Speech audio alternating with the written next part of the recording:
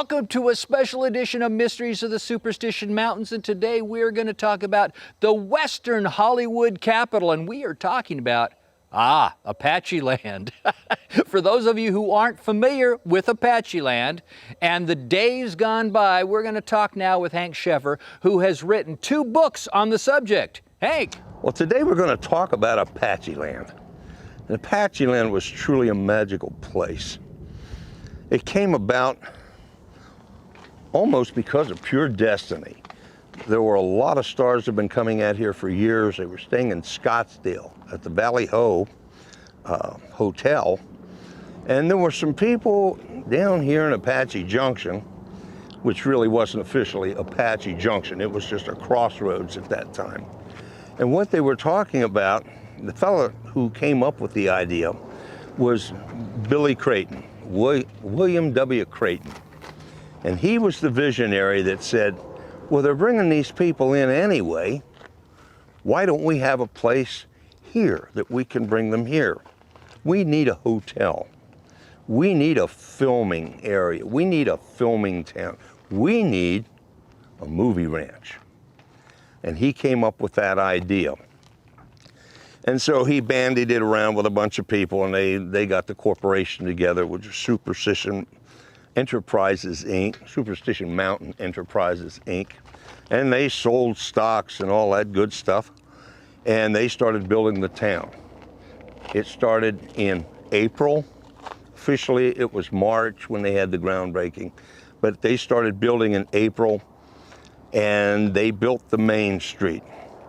Originally, they had thought very seriously about making this like a Disney World or a Disneyland.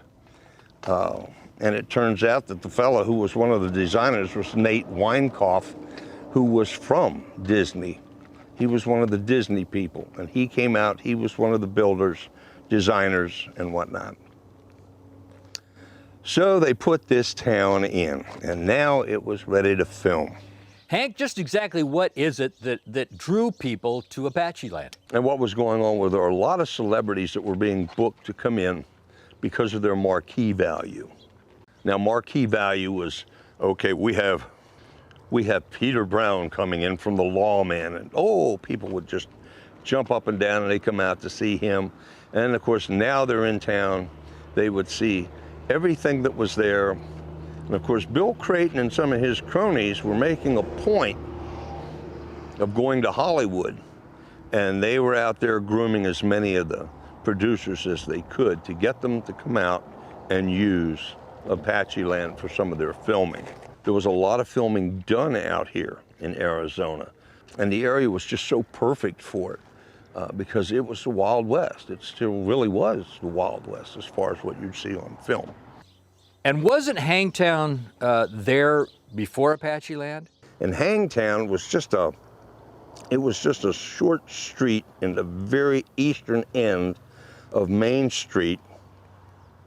And what was interesting about that was that it had been there even before William Creighton came up with the idea of building this full set. Tell me about the sound stage that was there. The sound stage was the largest sound stage in the state of Arizona. It was huge. Did I mention it was the only sound stage in the state of Arizona at the time? And for those of you who later saw the movie Charro with Elvis Presley, and he's in the sheriff's office and have visited Apacheland, and you saw the sheriff's office, you didn't see the sheriff's office that Elvis went into, because Ron Nix built that sheriff's office inside the soundstage. It was as simple as that. So the Apacheland had some really neat things going for it. You could film at Hangtown. You could film at the main street, or you could film in the soundstage, and all 3 could be going at one time. And now we have why they wanted to call it the Western movie film mecca of the world. Hank, tell me, what was your favorite film that was shot there? One of the movies that was done out here that I always really liked a lot was Audie Murphy's movies when he did Arizona Raiders. And that had a bevy of stars, or people who became stars, major stars. Ben Cooper was in that film.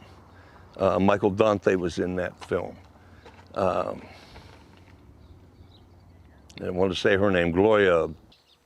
Oh, wait, you're talking about Gloria Talbot. Yes, Gloria Talbot was in that. Gloria Talbot was also involved in that movie.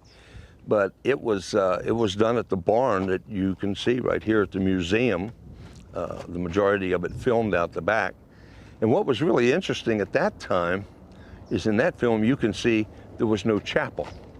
And the chapel was right near the barn when Elvis came to town some years later, and that was also moved up to the museum here after the last fire.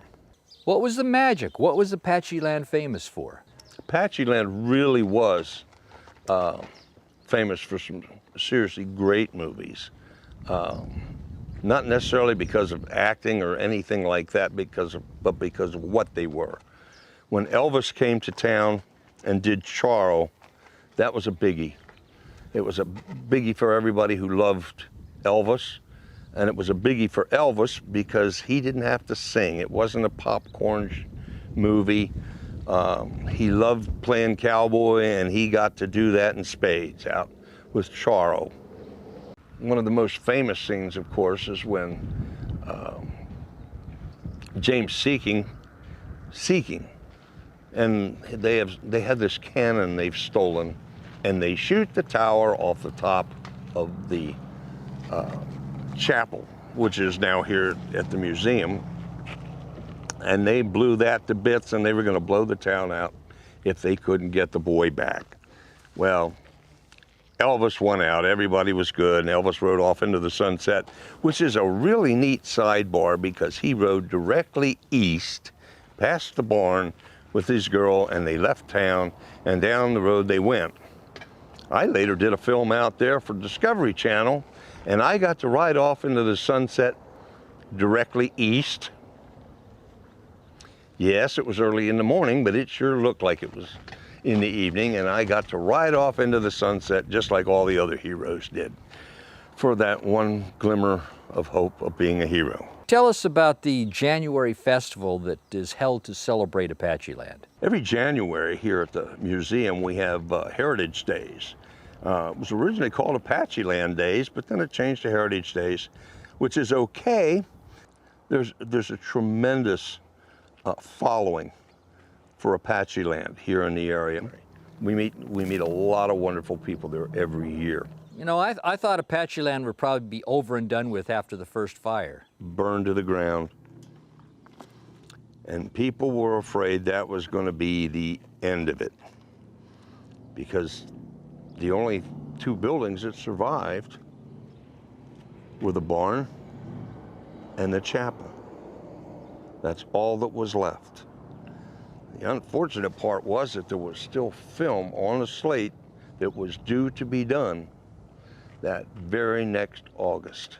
What was the series that was coming in that they had to hurry up and fix Apacheland for? And the thing that was happening was that they had a major series coming in that they had to film again. They'd filmed before, but they needed to film again, and that was Death Valley Days. Now they had the problem of rebuilding the town, and they had to do it quickly. So did they build it up fast enough to honor their commitment? Fortunately, there were several buildings that were actually in the soundstage that were brought out and set up. One of them was a little house that was used as an ice cream stand. It was used, it had been used for any number of things out there. And they had another building that was brought in that became the hotel. It's hard to imagine that there was a hotel where there's no hotel now. So tell us about that hotel. What was the importance of it? It was built completely different than any other building I've ever seen done, because they built it from the top down. And what they did was they brought in this old army barracks, and they brought it in. It was a long building, had lots of rooms in the top, that could be used for things later, and we'll talk about that in a minute. And they propped this whole building up on stilts, and then they built the restaurant underneath of it. And then, of course, they put that building down on top of it. And while it wasn't used during the shows, when Richard Boone was there for Paladin, they named the new hotel the Paladin Hotel, and ironically misspelled the way they put Paladin on the sign, which was true. And it stayed there for years. It was there when I got there, which was really interesting, because one of the major films that happened after I got there was Gambler, The Adventure Continues. And that upstairs was used by Linda Evans when she came into town, and she stayed in the hotel. She was in the second room in from the far end, from the east end. But the thing that was really neat about the way that building was constructed was all of the rooms were on the front facing the town. And those rooms were accessed from the back on the south side from a hallway. And that hallway was used so that they could run cameras all the way up and down the length of that building. And on that side, on the south side of those rooms, some of those buildings looked like exteriors of cabins, or they looked like exteriors of little buildings, or they were entrances into something. So they got double duty out of every room that was on that floor, and they could film all of them from that floor by running the cameras up and down the hallway. It was really an interesting building. And there was a fellow who got shot off of that balcony, and they changed the balcony so it would break away, and he fell up off of that into the dirt down in Main Street. Commercials. I know they shot a lot of commercials at Apacheland. Do you have any stories about those? Oh my goodness gracious, we had all sorts of commercials that were done out there at that time. General Motors came out. They were doing their big deal out there for their new cars. And they had guys that would check the astrology to see what the moon was doing, what the sun was doing, what was the weather gonna do. And they dusted these cars, and where they had shadows, they'd take hairspray and they'd spray that so it didn't gleam off of the paint. And then they were all ready for this shoot. It took them like 3 days to set this thing up. And it was gorgeous, this beautiful red car. We can't do anything because it's sitting in the middle of town. We're not getting paid. And we can't even play with the car. And finally, come time to pull the trigger on that, it rained. I mean, that's a true story. It rained. It absolutely did rain. It was a mess. But then we could get back to doing what we were doing. And of course, we had a lot of fun. We were now the stars because we were doing the shows. We were doing the shoot 'em ups. And while we didn't have quite the crowds that they had back in the 60s and 70s, we still had some people out there who just loved to see people getting shot. They loved to see people falling off of anything. Could be a bucket, could be a stand, just so you fell off of something. And Charlie's shaking his head. He knows, he was there, did that. So, but be that as it may, all of those shows were live. They were absolutely live, and you never, ever knew what was going to happen for sure, because everybody seemed to be pranksters. And there were some funny things. I had come out one time, and I wore a hat and a wig. And as this prospector, this sheriff was supposed to come after me, and he's trying to find my map. I found all this gold, and he wants my map. And he takes my hat, and he, looking into that, it's not in there, and he throws it, takes it, and shoots it. Well, my map wasn't in my hat, but my hair was. All of a sudden, the people in the audience were laughing. This isn't supposed to be funny. There's nothing funny about what we were doing. We're looking around. Of course, now I don't have my hair. I didn't think that was funny.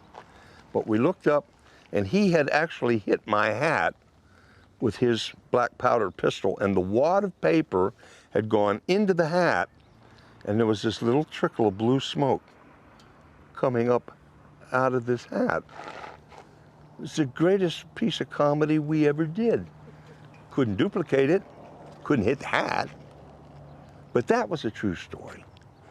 Crazy things. There were times you never knew for sure that the old process, and it was always me, because I was the guy who was supposed to be in charge of teaching people shows and all that. So I was the straight guy. And I was pretty much the whipping boy every now and again. There was times, I came into town one time as a prospector, and I came in, I was celebrating because I found gold, and I wanted to go into the saloon, and the sheriff told me, you can't go in there. And I said, but I have to go in there. He said, you can't go in there. I said, but I gotta go in there, I'm thirsty. He says, you can't. I said, why? He said, because you're a minor. You wore a lot of hats out there at Apacheland. You acted, you did stunts out there, which I know stuntmen get a lot of money for what they do. So you must have been paid a lot out there at Apacheland. Never did. At Apacheland, we made $13 a day. Whether we got shot, whether we did anything, it was $13 a day is what we got paid out there in those days. I mean, we were setting the world on fire. But it was really kind of neat because my other job at the time was I was a marketing and documentation, documentary specialist for ITT Corporation. So I designed advertising and then went out there and got shot on the weekends. Okay, Hank, just what was life like out at Apacheland, you know, back in the day? They had a wonderful, wonderful menu that was served in the saloon, and they had a great big picture window that they'd cut into the wall. So as you sat in the main room behind the bar, you could look out that window and you looked directly at the Superstition Mountain. It was really a neat deal. And they still had the stage there where Linda Evans had danced during Gambler. Many of the musicians here. You go down, you see any number of the musicians in town today. At one time or another, they played at Apacheland back then, if they're old enough. But at any rate, now it gets us around to, we're past the commercials. We have, the town is picking up a little bit, but it's more of a touristy thing than a filming mecca. It's not doing that. We had Armand Asante come out, and Elizabeth Shue came out, and they did Blind Justice out there. Now that was interesting. Without getting into all the ramifications of what the movie was about, at the end of it, the script called for the church to be blown up. Well, they didn't blow our church up. They built one of their own, and it was a prop. It was just enough to hold it up and look like a church at a distance. And they had, and I don't even know if it's true that the guy's name was Fireball Bill, but they say the guy who did the wiring to blow this building up was Fireball Bill. And now you have to understand pyrotechnic, guys. If a little bit is good, a lot is better. They think that way. And what had happened was this church was wired in such a way that it was a two-part blast. It was to go ba-boom. The steeple was supposed to go straight up and explode, and then the bottom was to explode out from underneath of it. There were 9 cameras. 7 I've heard 9. I like 9, you know, more is better. We just talked about that. And so there were some buried in the ground, so they're facing the chapel. There were some on roofs, there were some over here, some over there, and they're all facing toward this thing. A lot of us were hired to go down there to be on the perimeter. And we were every bit of 1,000 yards away from that church. And no one was supposed to be inside that perimeter. That's why we were there, to keep people out. So that when this blast went off, there was nobody in there that was going to get hurt. Well, when the blast went off, it was like Bearing in mind I'm 1,000 yards away, give or take a foot or two, when that went off, it concussed my head. It hit me so hard that it gave me a tremendous headache. It was like a big gun going off. It was like, it was terrible. And that building, actually, I think if we go down there today, there's still lumber falling out of the air from when that thing went off. And it went flat. I have pictures of that chapel, and it looks like firewood. There's nothing left. Several of the cameras were knocked off their stands. There was no glass left in the town. There were buildings that were actually moved, on their foundations. It's an old town, and some of these buildings were just cocked. People in Gold Canyon, there were a couple of them had picture windows blown out from the concussion. The phone calls going on, and people are used to hearing the guns going off down at the firing range, going away to Florence. They're used to hearing that. When this one went off, everybody was making phone calls. Hey, Hank, did you have a favorite animal when you were making those Westerns? The one that I liked working with the most was an old speckled jackass called Sweet Tooth. She was a burro who'd been out there, Lord knows, I mean, she knew the shows as well as we did. If there were two gunfires, she knew where she was, and the third gunfire, she knew it was done. And what she would do is she would walk off of Main Street. She wouldn't go until the show was done, but she would leave the main street, and she'd walk around to the end to where it said the billiard saloon, the east side of the saloon, and go in that door, and she'd walk up to the last stool, because Rene Boudreau, who was the caretaker at that time, would give her Cheetos after the show. Instead of her taking off and going to the barn where we'd have to chase her, that burro would come in to get her Cheetos. And you didn't want to be sitting on that stool, let me tell you, that was hers. She'd come in, get her Cheetos, and then one of the other guys or myself, we would take her back up to the barn and put her away. But that's what she'd do. She'd go in and get her Cheetos, and she'd stand there, never made a mess. Just smart old girl. She was cool. So what was it exactly that ended Apacheland? 2004, Valentine's Day, the town burned down again. It just burned completely to the ground. And once again, what do we have left? We have the barn, and we have the chapel.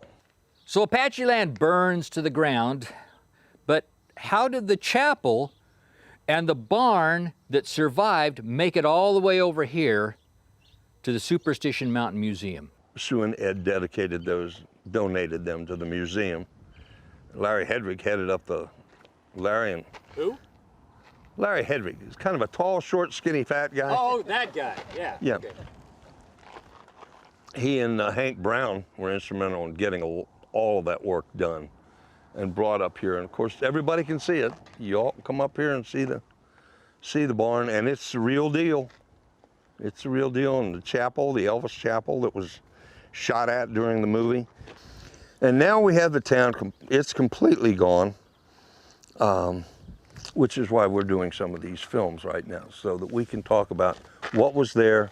It is a part of our movie making, filmmaking history. It's very much a part of Arizona's history. And unfortunately, it's gone the way of so many of the studios have gone these days, because the Westerns just aren't what they were before. The studios just aren't what they were before. And unfortunately, so many of them have gone by the wayside. Maybe we can just keep this one alive a little bit longer. And you all can come up here and see part of it. And then there's that wonderful line that Charlie uses all the time. Just another one of the mysteries of the Superstition Mountains? That would be the one. So there you have it. Apacheland burns to the ground, all except for the church and the barn, and it ends up From Apacheland all the way over to the Superstition Mountain Museum. Definitely a mystery of the Superstition Mountains.